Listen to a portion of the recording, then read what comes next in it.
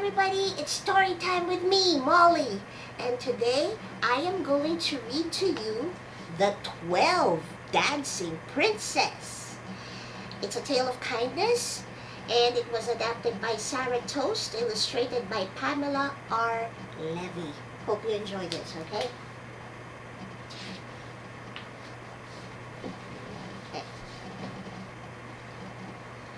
Long ago, there lived a king who had 12 beautiful and clever daughters.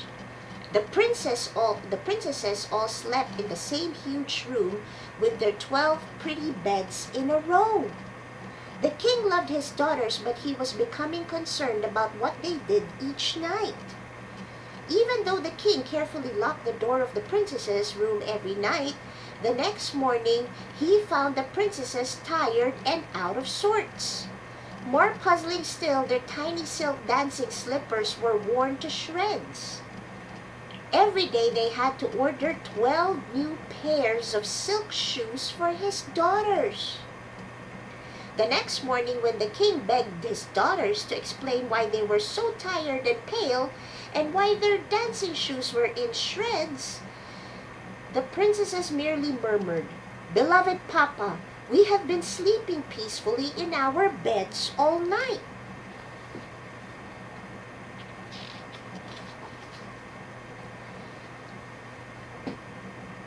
The king thought of a way to find out the truth. He issued a proclamation declaring that the first man to solve the mystery of where the 12 princesses went to dance every night would choose a wife from among them. However, anyone who tried to discover the princess's secret had only 3 days and 3 nights to succeed. It was not long before a prince arrived at the palace to try his luck. The king made the young prince feel welcome. The prince was led to a small chamber next to the princess's bedroom. The door between the two rooms was left open.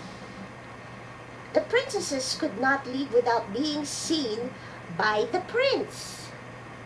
When the princesses filed into their room, the prince gladly accepted a cup of wine offered to him by the eldest princess. In no time, he was sound asleep in his bed.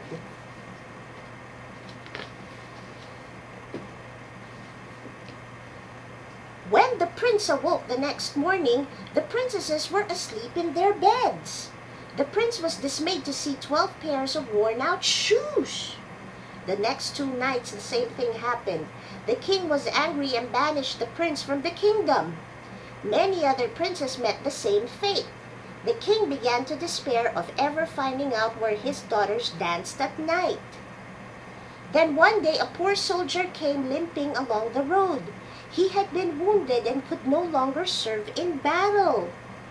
He had no sooner sat down by the side of the road to eat some bread and cheese when an old woman appeared all dressed in rags. "Won't you have a bite to eat with me?" said the kind soldier to the woman. He offered her half of his simple meal. "Where are you going?" asked the woman.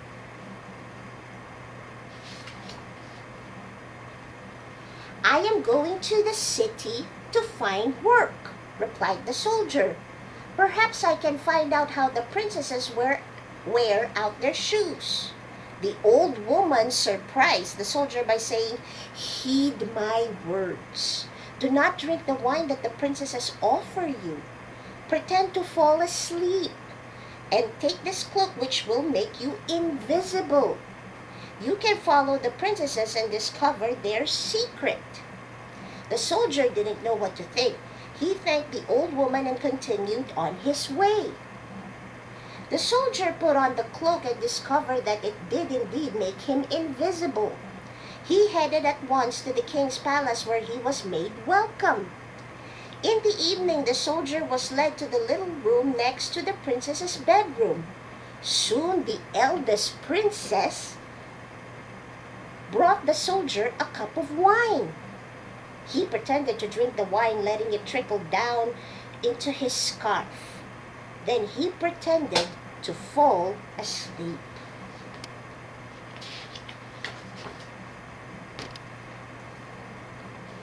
When the eldest princess heard the soldier's snores, she quietly said to her sisters, "He is as foolish as the others.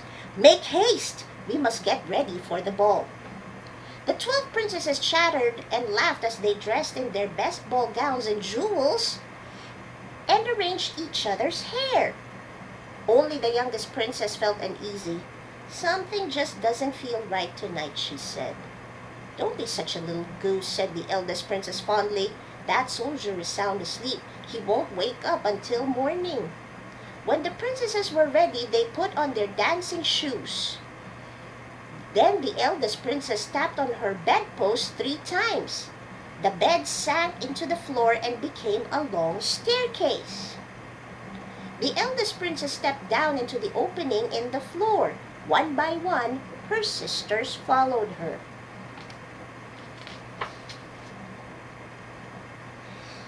The soldier sprang out of bed and threw on the cloak. Then he followed the youngest princess down the stairway. Because his leg was lame, the soldier stumbled and stepped on the hem of the youngest princess's gown. She shrieked with alarm.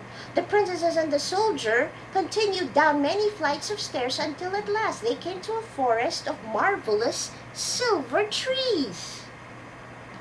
Then they came across trees of gold and trees of diamonds. As they passed each forest, the soldier reached up and broke off a branch from each kind of tree. Every time a branch cracked, the youngest princess cried out, and every time the eldest princess reassured her that there was nothing to worry about.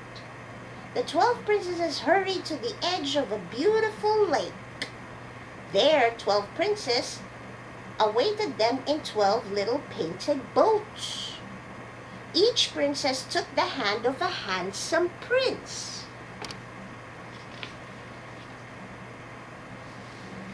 The soldier quickly hopped into the boat with the youngest princess and her companion. On the other side of the lake stood a splendid castle. As the beautiful little boats approached the castle, a fanfare of trumpets announced the arrival of the 12 princesses, and fireworks lit up the sky. The princess and the princesses stepped into the castle, where beautiful music welcomed them to the ballroom. The princesses danced with their princess for half the night. Soon the princesses' slippers were worn out. The princess rode the 12 princesses back across the lake, and this time the soldier rode with the eldest sister. The princesses bade their princess goodbye and promised to return the next night. Then the princesses hurried back the way they had come.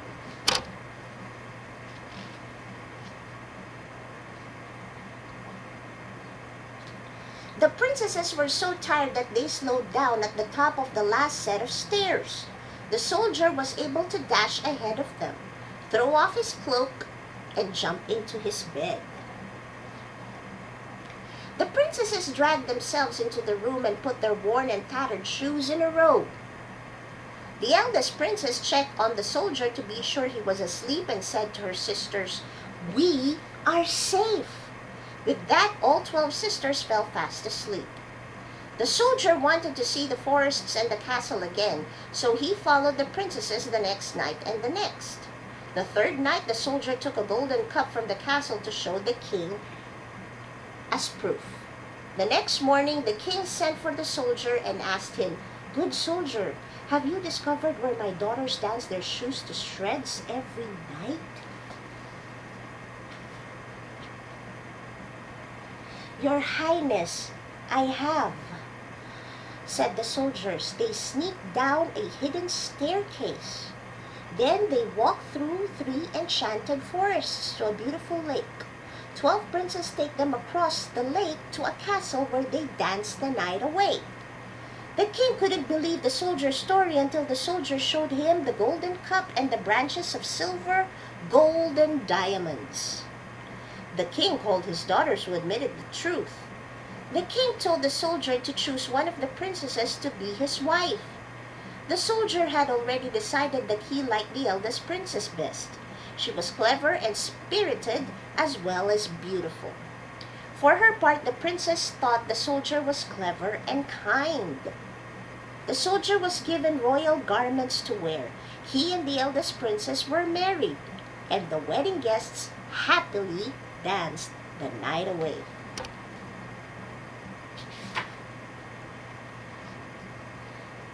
So the poor soldier was kind to the old woman who was a stranger to him. In return, she helped him solve the mystery of the 12 dancing princesses. The soldier didn't have much food, but he shared with the woman anyway. He did not expect a reward for his kindness, and the woman did not seem wealthy. The soldier knew that sharing his food was the right thing to do. He knew that kindness is its own reward. So the moral of the story, like what they said, you have to tell the truth. Do not lie to your parents. And of course, share. Sharing is caring. Sharing is a perfect example of showing kindness to your friends.